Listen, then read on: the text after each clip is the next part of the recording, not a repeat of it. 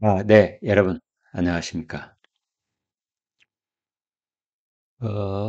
홍준표 전 대구시장이 이제 국민의힘을 향해서 특정 종교가 개입을 했다. 그래서, 윤석열 전 대통령이 2021년에 대선 경선에 승리할 수 있었다. 이제 이렇게 말을 했습니다. 그러자, 권성동 의원이 여기 대해서 뭐라고 했느냐. 만성 질환이 재발했구나. 균열적 망상을 하고 있는 것이다. 할당을 했으면 이제 남이다. 그런데 계속해서 국민의힘에 대해 이렇게 저렇게 말하고 있는 것은 스토킹 하는 것이다. 스토킹 정치는 이제 그만해라. 이렇게 말했습니다. 권성동 국민의힘 의원, 2021년 윤석열 전 대통령의 국민의힘 대선 후보 선출 배경에 특정 종교가 있다. 이렇게 홍준표 전 대구시장이 말한 것을 두고 권성동 의원이 전형적인 허위사실 유포라고 반발을 했습니다. 권성동 의원이 어제 페이스북에 홍 전 시장의 오늘 발언은 문제의 원인을 늘 타인에게서 찾는 홍준표식 만성질환의 재발이다. 이렇게 말했습니다. 그러면 홍준표 전 시장은 뭐라고 했었느냐? 페이스북에 최근 특검 수사가 2021년 10월 국민의힘 대선 경선 당시로 초점을 둔 것은 윤석열 정권 출범의 정당성을 겨냥한 것으로 보인다. 라면서 당시 국민 여론에서 내가 압승했으나 당원 투표에서 참패해 후보 자리를 윤 전 대통령에게 내줬다. 라고 말했습니다. 당시 윤 전 대통령 측 총괄 본부장으로 지휘하던 권성동 의원이 당원 투표에서 압승한다고 큰소리친 배경이 신천지, 통일교 등 종교 집단의 책임당원 가입이 원인이었다는 것을 알만한 사람은 다 안다. 그러면서 그걸 제대로 수사하면 윤 정권은 태어나서는 안 될 정권이었다. 라고 주장을 했습니다. 그것에 대해서 권성동 의원은 이렇게 맞받아쳤습니다. 저는 경선 기간 동안 특정 종교와 결탁해서 조직적인 투표 독려를 한 사실이 없습니다. 경선 결과는 공정한 당원 투표와 국민 여론조사로 결정이 됐습니다. 특정 종교 집단의 개입이 있었다는 주장은 본인의 부족으로 인한 패배를 인정하지 못하는 분열적 망상인 것입니다. 아주 매섭게 받아쳤습니다. 이어서 홍준표 전 시장께서는 이미 우리 당을 떠난 분입니다. 탈당은 곧 이별인 것입니다.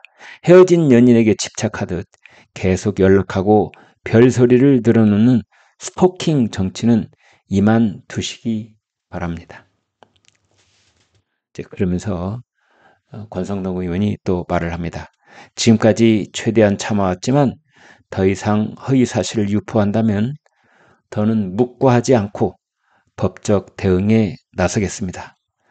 근거 없는 음모론을 반복하는 홍 전 시장의 뒷모습을 보니 정치가 허업이라는 말이 틀리지 않은 것 같습니다. 라고 말했습니다. 홍준표 전 대구시장은 또 국민의힘에 대해서 이런 말도 했습니다. 국민의힘 의원 45명 법정행 이미 예상했었다. 법자득이다. 그런 말을 했습니다. 또 한동훈 전 대표에 대해서는 정치 개념도 모르는 자가 당을 말아먹었다. 또 이런 말을 했습니다. 자, 홍준표 전 시장은 왜 끊임없이 하와이 가기 전이나 하와이 갔다 와서나 그리고 대선 경선을 2번이나 치러낸 최근 상황에 대해서 이렇게 아주 독한 말을 연일 계속하고 있는 것일까요? 이번이 처음이 아니죠. 지난 몇 년 동안 홍준표 전 대구시장은 대선 경선 때 그때 경선 후보로서 지냈던 시간을 빼면 거의 대부분의 시간을 이렇게 아주 다리 독하게 서 있는 그런 말들을 대부분인 후배 정치들한테 이렇게 거의 따발총을 쏘듯이 계속해 왔습니다.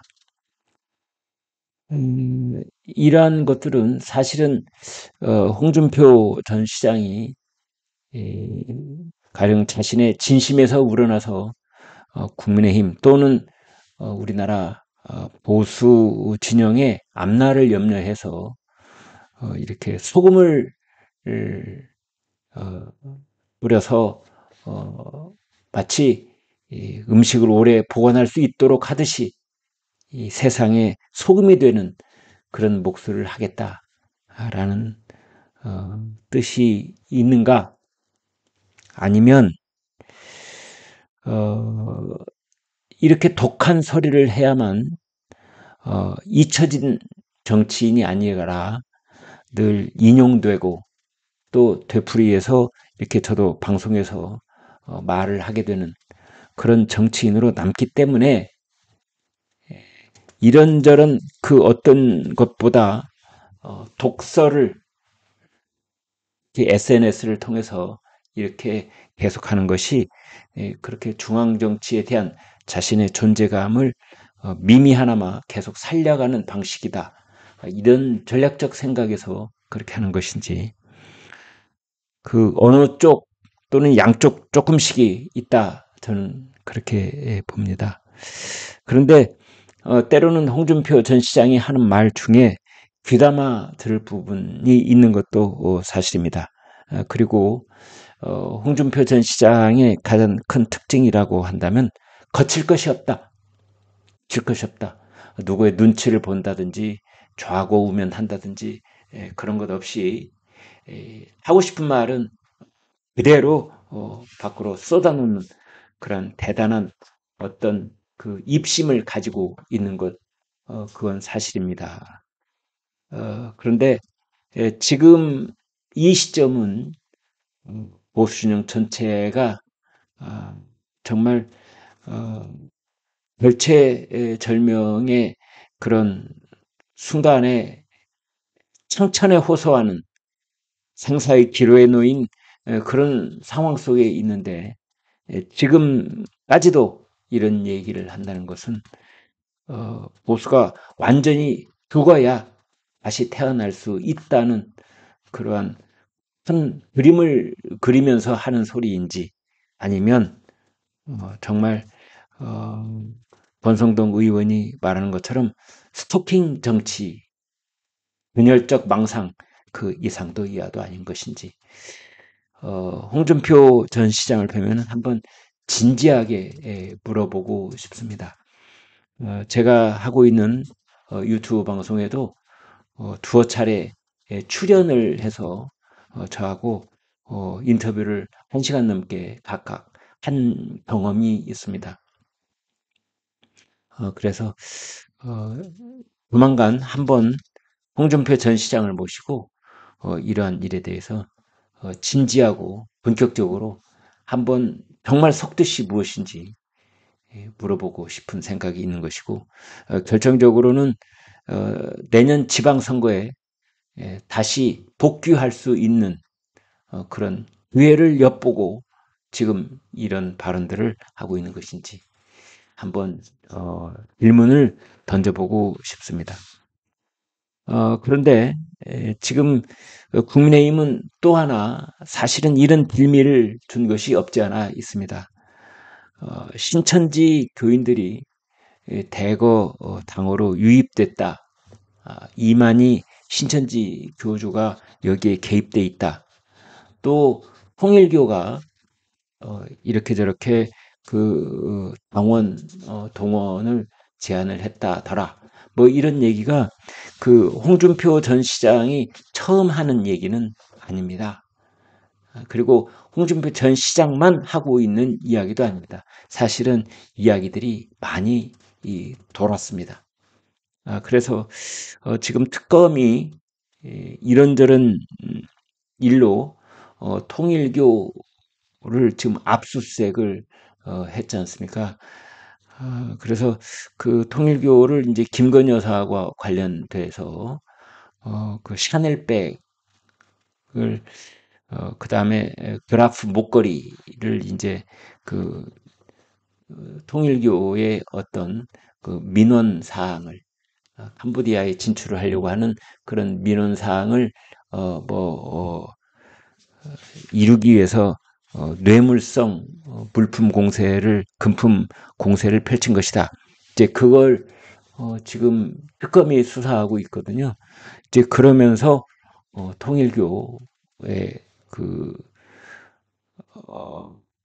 이 교인들을 대거 국민의힘 쪽으로 동원했다는 의혹이 불거져 있었던 것도 사실이고, 또 권성동 의원이 그 통일교의 그 윤영호 세계선교 본부장이 주관하는 그런 집회에 나가서 또 축하 연설을 한 적도 있고 그렇습니다. 이제 그런 것들을 이제 빌미 삼아서 아마 홍준표 전 시장이 얘기한 것이 아닌가 이렇게 보여집니다. 여기까지 하겠습니다. 여러분 구독, 좋아요 부탁드립니다. 대단히 감사합니다.